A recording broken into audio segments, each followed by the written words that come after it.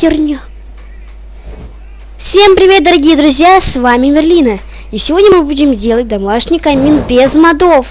Для этого нам понадобится командный блок и красный камень. Итак, для начала мы ставим красный камень. Ой, точнее, командный блок. Вот. И вписываем в командную консоль нашу команду. Эта команда будет под видео в описании. Итак, нажимаем «Готово».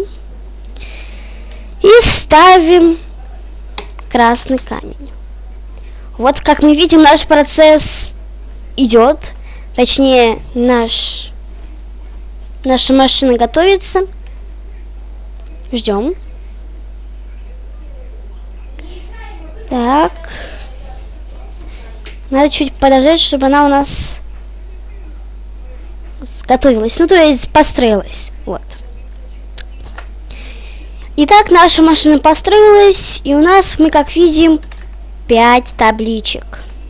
Мы нажимаем на вторую и на последнюю. И нам дают 3 яйца для нашего камина. Вот. Мы нажимаем на самый последний. Вот наш камин. Такой у нас красивый домашний камин. На самом деле здесь ничего в нем такого необычного нету. Поэтому обычный камин. Вот. Нам для этого понадобится также уголь, чтобы у нас он горел. Вот. Надо понемножку.